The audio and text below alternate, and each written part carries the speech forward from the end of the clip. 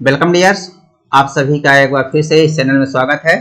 चलिए लेते हैं एक क्वेश्चन जो सेट पर डिपेंड क्वेश्चन है। बहुत अच्छा क्वेश्चन है जो आपके जेई मेंस में 2019 में आया था। क्वेश्चन बहुत अच्छा है ना। इसको समझते हैं, देखते हैं कैसे सॉल्व होता है। पर उन बच्चों से जिनका कुछ कॉन्सेप्ट क्लियर है सेट में, वो खुद वीडियो को पॉज करें, रोक दे थोड़ी देर के लिए, 5 मिनट अपना खुद करने की कोशिश करें। 5 मिनट 10 मिनट जो भी आप समय ले सकते हैं वो खुद करने की कोशिश कीजिए। यदि आप कर लेंगे 5 10 मिनट के अंदर तो आप समझिए कि आपका सेट थ्योरी का कॉन्सेप्ट क्लियर है। और यदि नहीं कर पाते हैं तो फिर वीडियो को रिज्यूम करके देखिए और देखिए क्या कमियां थी। कॉन्सेप्ट में आपकी कमी थी कि आपकी क्रिटिकल थिंकिंग में कमी थी, क्योंकि जो जेई मेंस में या एडवांस में क्वेश्चन आते हैं वो क्रिटिकल थिंकिंग, मैथ में क्रिटिकल थिंकिंग की ओर इशारा करते हैं कि आपको क्रिटिकल थिंकिंग करना पड़ेगा तभी वो क्वेश्चन बन पाएंगे। कॉन्सेप्ट क्लैरिटी जितनी अच्छी होगी उतनी अच्छी क्रिटिकल थिंकिंग आप कर पाएंगे। तो चलिए चलते हैं और करते हैं। A B C, let A B C be sets, Hindi तो मैं इसका नहीं लिख पाया हूं, पर चलिए, let A B C be sets such that A intersection B is not phi. मतलब ए इंटरसेक्शन फाई नहीं, उनमें कुछ ना कुछ कॉमन है। और ए इंटरसेक्शन बी जो है वो सेट सी का सबसेट है। लेस आर इक्वल देन मतलब सबसेट, ये सबसेट है मतलब सबसेट है। Less or equal than actually number में चलता है, नंबर हो, पर अगर सेट में ए बी, ए और बी सेट हैं और अगर ऐसा साइन लगा तो समझिए कि ए इज सबसेट ऑफ बी का साइन है। ए इज सबसेट ऑफ बी का मतलब ऐसा होता है, ए इज सबसेट ऑफ बी ऐसा भी होता है और ऐसा भी होता है। कब? जब ये पता हो कि ए और बी सेट हैं, नंबर होंगे तो लेस देन पढ़ा जाएगा इसको, लेस आर इक्वल देन। पर अगर ये पता हो कि ए और बी सेट्स हैं तो फिर इसको लेस आर इक्वल देन नहीं पढ़ा जाता है, सबसेट पढ़ा जाता है। ये भी सबसेट का साइन है, ये भी सबसेट का साइन है। तो ये तो थोड़ा सा कॉन्सेप्ट रिलेटेड चीज थी, उसको मैंने जिक्र किया। तो ये मैं बोल रहा हूं कि ए बी सी तीन आपके पास सेट है, और जब सेट है तो ए इंटरसेक्शन बी होगा, वो भी सेट होगा। वो सेट फाई भी हो सकता है, नल सेट भी हो सकता है, उसमें कुछ एलिमेंट भी हो सकते हैं। तो ये बता रहा है कि फाई नहीं, नल सेट नहीं, इसमें कुछ एलिमेंट है इनके इंटरसेक्शन में। और जो भी एलिमेंट है वो सी सेट के सबसेट हैं। ये जो सेट बनेगा वो सी के सबसेट हैं, मतलब इसके हर एलिमेंट सी सेट में दिखेंगे, ये मतलब है ना। ये समझ गए होंगे। Then which of the following statement is not true. अच्छा, इसमें से आपको ये बताना है कौन सा ट्रू नहीं है, और ये पूछ सकता था कौन सा ट्रू है, दोनों ही पूछ सकता था। तो चलिए वो अभी तो हमको भी नहीं पता है कि कौन सा इसमें ट्रू है कौन सा नहीं है, तो आपके साथ करते हैं। तो हम इसको देखिए, सेट के क्वेश्चन जो है तो अलजेब्रा पर भी, अलजेब्रा कॉन्सेप्ट लेकर भी किए जा सकते हैं और वेन डायग्राम का भी। अलजेब्रा का कॉन्सेप्ट भी हम इसमें देखेंगे और वेन डायग्राम का भी देखेंगे। थोड़ा समय लग सकता है लेकिन आपको दोनों चीजें अच्छे समझ में आए उसके माध्यम से। तो वेन डायग्राम चलिए चलते हैं। ए और बी दो सेट हैं, वो उनका इंटरसेक्शन फाई नहीं, मतलब उनका इंटरसेक्शन कुछ ना कुछ है। ये मान लीजिए ये ए और बी दो सेट है, ठीक है। ये जो है इनके बीच ये इंटरसेक्शन कुछ है, तो इस प्रकार ये इंटरसेक्शन है। अब ये बोल रहा है कि ये सबसेट है सी का, जो इंटरसेक्ट ये इतना भर ए, ये जो है ना, अभी ये जो सेक्शन है इसको हम क्या कहेंगे, ये इंटरसेक्शन बी है, ये इंटरसेक्शन बी है, इतना ही तो है इंटरसेक्शन बी, ये इंटरसेक्शन बी है। अब सी जो है तो मैं मान लेता हूं कि ये सी है,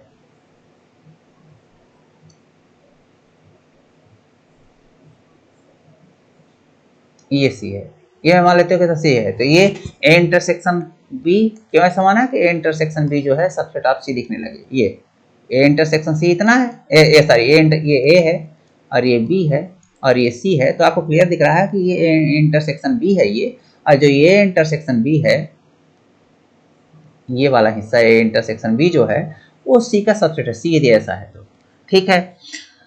अब ये बोल रहा है कि A minus B, A minus B समझते होंगे आप कि ए माइनस बी का मीन्स होता है those elements of A which are not in B, मतलब x such that x belongs to A and x does not belongs to B. ये आप समझते होंगे कि ए माइनस बी में वो एलिमेंट होंगे जो ए में तो हो पर बी में ना हो, ऐसा हो सकता है। तो ये एक सेट है A minus B, A minus B एक सेट है, संख्या नहीं कि ए माइनस बी आपको बता रहा कि घटाना है संख्या। लेकिन ये बोला कि A minus B also subset of C, ये तो है ही ये intersection B A minus B. तो अब आप जरा देखिए, थोड़ा सा मैं फिर से इसको यहां से ले लूं, इसको हटा दूं यदि हम, तो ये तो ए इंटरसेक्शन बी है। आप समझ में आ गया होगा कि ये, चलिए फिर से ले लेता हूं, थोड़ा बड़ा बनाता हूं।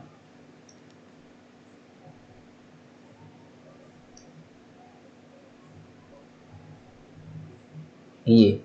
अब आपके समझ में आ गया कि ये जो है ये वाला हिस्सा ए इंटरसेक्शन बी है, ठीक है। ये ए इंटरसेक्शन बी है, ये ए इंटरसेक्शन बी, ये ए बोलें इसको बी बोलें, तो ये वाला सेक्शन ए इंटरसेक्शन बी है। अभी बोल रहा है कि ये फाई नहीं है, फाई नहीं मतलब इसमें कुछ न कुछ कॉमन है, ए और बी में दोनों में कॉमन है, इसलिए ऐसा बन गया। फाई होता तो ऐसा, ए ऐसा बनता, बी ऐसा बनता, दोनों में कुछ कॉमन नहीं होता, दोनों एक दूसरे काटते नहीं, ए इंटरसेक्शन भी फाई होता, नल हो जाता है, इनमें कुछ कॉमन नहीं दिखता, फाई नहीं, इसलिए ऐसा काट दिया। अब ये बोल रहा है कि ये सबसेट ऑफ सी है, ये ए इंटरसेक्शन बी, ये A intersection B subset of C है, तो हमने बना दिया यहाँ से एक सी बना दिया, ये एक सी है, ठीक है, ये सी सेट हो गया। तो ये तो इतना दिया था तब बना, लेकिन अभी बोल रहा है कि ए माइनस बी, तो सबसे पहले तो हम ए माइनस बी भी सबसेट है सी का, जरा देखिए ए माइनस बी भी सबसेट है सी का, तो ए माइनस बी होगा क्या। पहली बात तो आपको समझना होगा कि भाई मेरे ये ए माइनस बी कहलाता है, ये वाला हिस्सा ए माइनस बी, मतलब वो एलिमेंट जो ए में हो पर बी में ना हो, तो ये ए माइनस बी है, ये यहाँ से यहाँ ये सब पूरा ए माइनस बी है, समझ में आ गया होगा। तो अब आपको सी जो है तो इस तरह बनाना पड़ेगा कि ए इंटरसेक्शन बी भी सी का सबसेट हो, मतलब ये ए इंटरसेक्शन बी ये भी सी का सबसेट हो, और ए माइनस बी ये भी सी का सबसेट हो, ये मतलब ये वाला भी सी के अंदर आ रहा हो, इतना सेक्शन भी सी का में आ रहा हो और ये भी सी का आ रहा हो। तो आप देख सकते हैं कि पूरी तरह से ए सबसेट ऑफ सी, इसलिए करेक्ट है। यदि ऐसा स्थिति है और ये सी है, ए पूरी तरह से सी के अंदर घुसा है, ये ए सबसेट सी हो गया, ठीक, तो इसलिए सही है।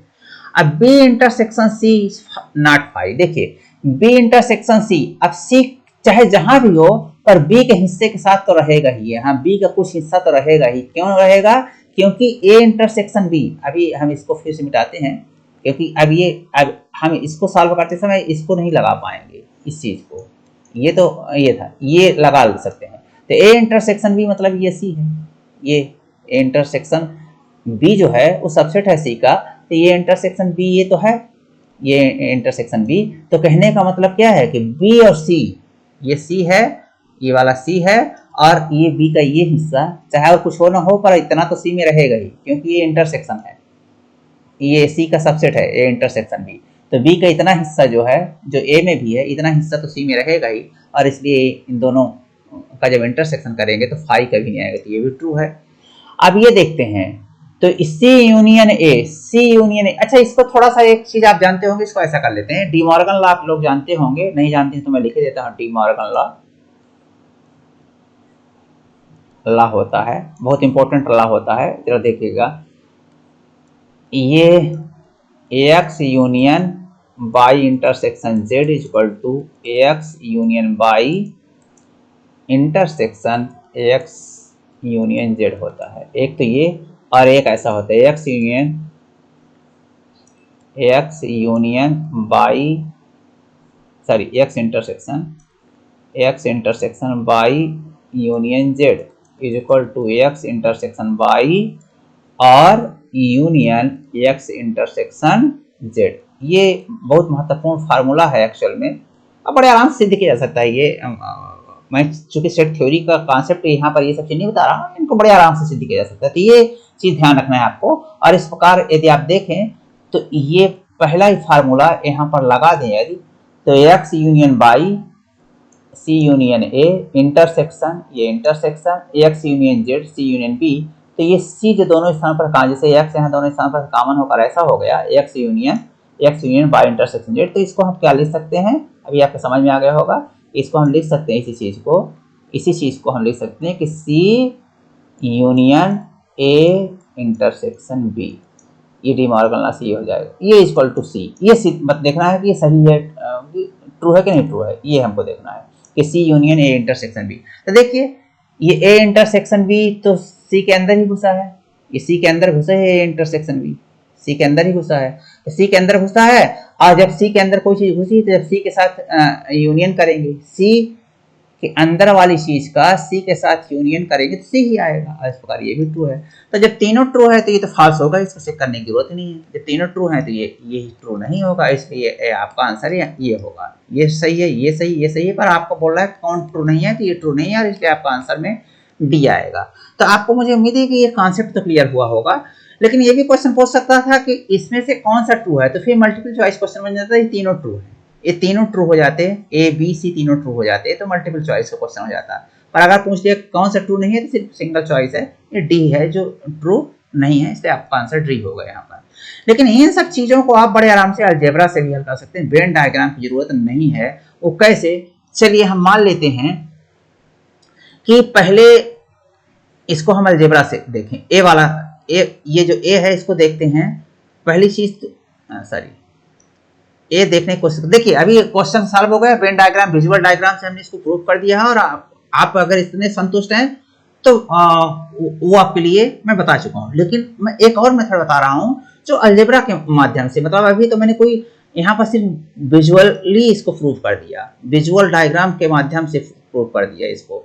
बट यदि हम अलजेब्रा का यूज करें, सेट थ्योरी कॉन्सेप्ट यूज करें, सेट में जो अलजेब्रा होता है, सेट का जो अलजेब्रा होता है उसका यूज करें, तो ये क्या हो सकता है। तो जरा देखिए, ए minus B subset of C है, इसका मतलब अब ये सबसेट बनाते समय ये दोनों सेम जैसा, सी जैसा लगता है, ये भी सी जैसा लगता है, इसलिए हम लेसर इक्वल देन लिख देते हैं आमतौर पर कि ये कंफ्यूजन हो इस सी में आई।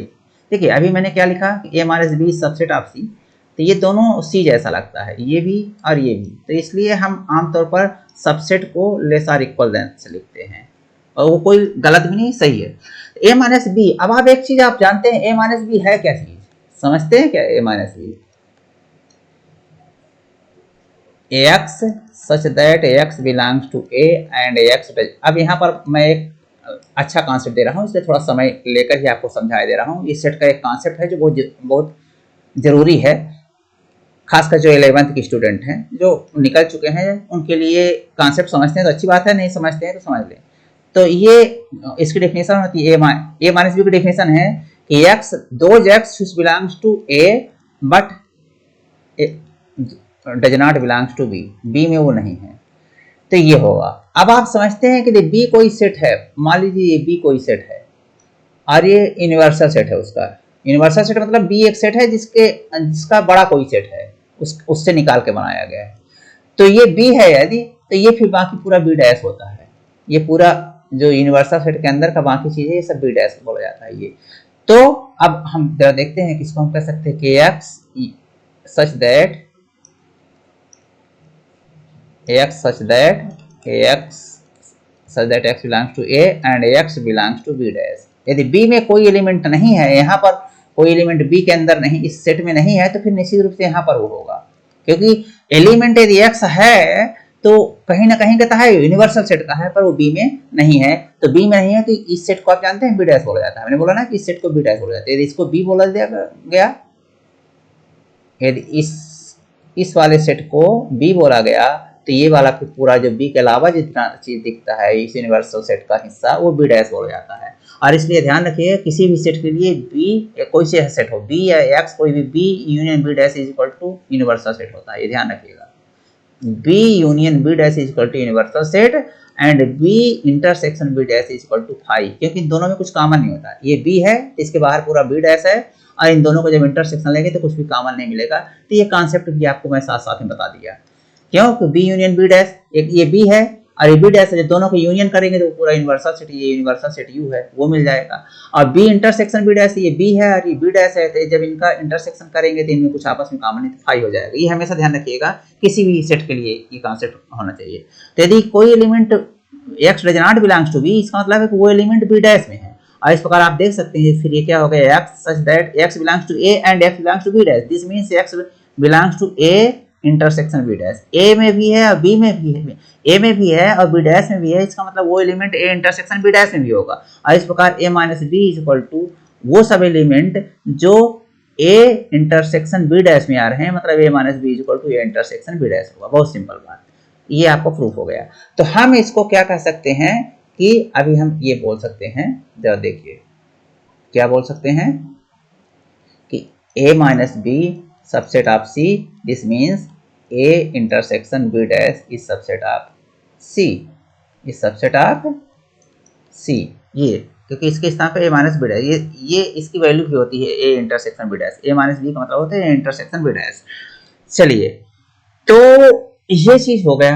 अभी आपके पास ये है और एक चीज ये दिए है, ये गिवन है A intersection B, A intersection B is subset of C.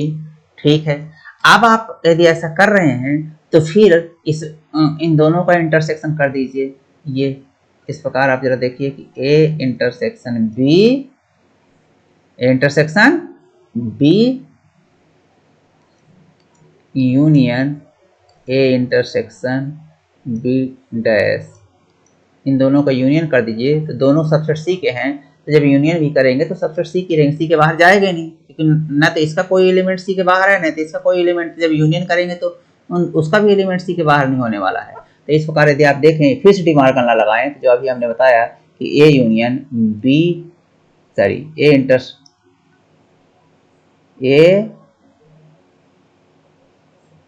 Intersection B union B dash is subset of C. ये डिमार्गन लॉ जो अभी मैंने बताया है तो देर पहले वही है, A intersection B union B dash, इसको आप ऐसा लिख सकते हैं डिमार्गन लॉ से। और इस प्रकार ये देखिए कि ए इंटरसेक्शन, ये यूनिवर्सल सेट हमने अभी बताया कि ये यू जो होगा। अब यूनिवर्सल सेट और उसका कोई सबसेट ए है, उसका इंटरसेक्शन हमेशा ए होगा। इसका जब भी देखिए ये यूनिवर्सल सेट है, इसके अंदर कोई सेट ए बी है, ये ए है, ये बी है, ये बी है, ये ए है, तो ये पूरा तो बी डैश हो जाएगा। बाकी ये सब बी डैश में आ जाएगा, है ना, ये सब बी डैश में आ जाएगा। बट जब ए और यू, ये यू है, ए और यू का इंटरसेक्शन होगा तो सिर्फ ए ही मिलेगा, क्योंकि ए दोनों में कॉमन सिर्फ ए ही है, यू सबसेट है।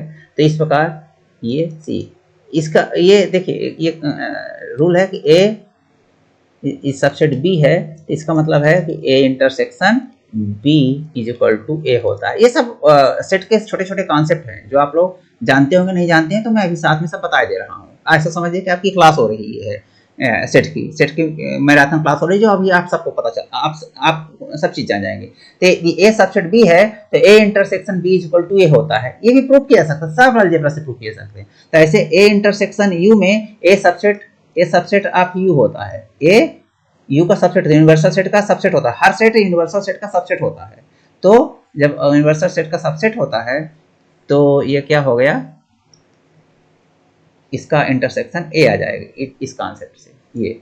और इस प्रकार ये इस सबसेट ऑफ सी, ये तो ट्रू हो गया।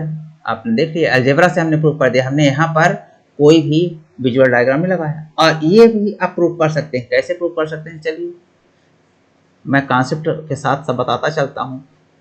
तो आपका जिसका भी सेट थ्योरी या कॉन्सेप्ट क्लियर नहीं होगा, कॉन्सेप्ट भी क्लियर होता चलेगा पूरा। 11th के बच्चों को तो खासकर, और जो 12th में उनके लिए नहीं, पर IIT का जो एग्जाम के प्रिपरेशन कर रहे हैं उनके लिए तो बहुत जरूरी है। 11th के बच्चों के लिए जितना जरूरी उतना उनके लिए जरूरी है। अभी बी इंटरसेक्शन सी फाई नहीं होगा ये बोल रहा है, तो ये इसमें तो कुछ बहुत ज़्यादा दम है नहीं। बेसिकली ये क्या है, ये लिखा है कि A union B is subset of C. इसका सीधा मतलब है कि बी के एलिमेंट जो हैं वो सी में हैं, बी के कुछ एलिमेंट सी में हैं, यहीं से पता चलता है बी के कुछ एलिमेंट। भाई देखिए यदि ए और बी का जो इंटरसेक्शन हुआ है उसमें एलिमेंट किसके होंगे, कुछ वही एलिमेंट होंगे जो ए में भी शामिल है, बी में भी शामिल है, वही एलिमेंट होंगे। क्लियर है? तो यहाँ पर जो भी एलिमेंट होगा वो ए और बी दोनों को होगा, तो बी का तो एलिमेंट होगा ही, और वो एलिमेंट जो है सी का के एलिमेंट है, क्योंकि ये सबसेट है सी का, तो B intersection C is not equal to 5। वो तो यहीं से क्लियर है, यहीं से, है ना। और अलजेब्रा से लगाना चाहें तो ऐसा लगा सकते हैं। कैसे कि सपोज ये यदि ऐसा है तो if x belongs to a intersection b, this means x belongs to c। यदि यहाँ कोई एलिमेंट x है इसका मतलब कि उसका सबसेट है ये, तो x यहाँ पर भी रहेगा। a इंटरसेक्शन b c का सबसेट है, तो यदि इसमें कोई एलिमेंट x है तो इसमें भी रहेगा। और x belongs to a intersection का मतलब होता है x बिलोंग्स टू b। एक अब हम छोड़ देते हैं, एक में तो होगा पर b में तो होगा ही, and x belongs to c हो गया। ये देखिए x b में भी होगा और x c में भी होगा, इसलिए x जो है बिलोंग करेगा b इंटरसेक्शन c में भी। x जब b में भी है c में भी है तो उनकी इंटरसेक्शन में, इसलिए b इंटरसेक्शन c फाई नहीं होगा, तो ये भी ट्रू होगा। अलजेब्रा से मैं प्रूव कर रहा हूँ। और ये जो है तो ये तो अभी मैंने डिमॉर्गन रूल से ही प्रूव कर दिया, इसको प्रूव करने की जरूरत नहीं, पर फिर से मैं एक बार बता दे रहा हूँ। ये कैसे, डिमॉर्गन रूल से क्या होगा ये चीज, डिमॉर्गन रूल से आपको अभी मैंने बताया कि डिमॉर्गन रूल से क्या होगा, ये C intersection A union C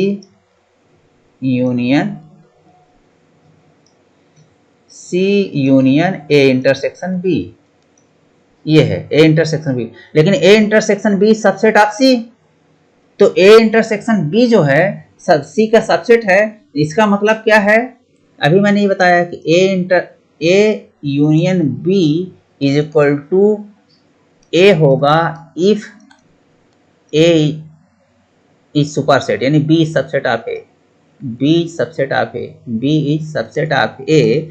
B यदि ए का सबसेट है, यानी बी जो है ए के अंदर घुसा है, तो ये ए है और ये बी है, तो जब इनका यूनियन करेंगे तो पूरा ए ही आएगा। ये तो इसके अंदर घुसा है, तो जब यूनियन करेंगे तो ए ही आएगा। ये आपका क्या है, ये सेट थ्योरी का छोटा सा कॉन्सेप्ट है।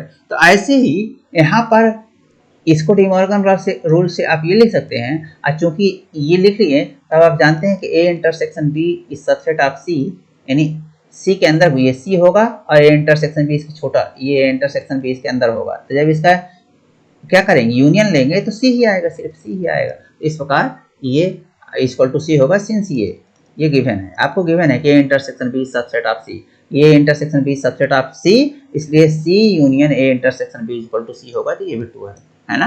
इस प्रकार आप अलजेब्रा से भी इसको प्रूव कर सकते हैं। और मैं इस क्वेश्चन को बताने के पीछे इस तरह के कि आप हर चीज का कॉन्सेप्ट क्लियर हो जाए आपको, तो आपको कभी परीक्षा में कोई दिक्कत नहीं होगी। तो मुझे उम्मीद है कि वीडियो आपको अच्छा लगा होगा, आपको कॉन्सेप्ट भी क्लियर हुए होंगे सेट से रिलेटेड। ये क्वेश्चन तो खैर जेईई मेंस का तो अच्छा था ही, वो तो होना ही था अच्छा, तो वो तो आपने समझा किया ही, और उसके साथ साथ सेट के कई कॉन्सेप्ट आप समझे होंगे।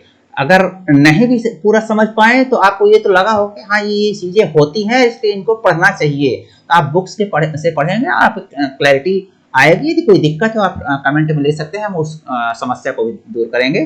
पर मुझे उम्मीद है कि वीडियो आपको अच्छा लगा होगा और ये कंटेंट हमने जो दिया वो आपको पसंद आया होगा। यदि ऐसा है तो अच्छे कंटेंट्स के लिए आप चैनल को सब्सक्राइब कर लीजिए, जिससे आप हमेशा अच्छे कंटेंट्स आपको मिलते रहें।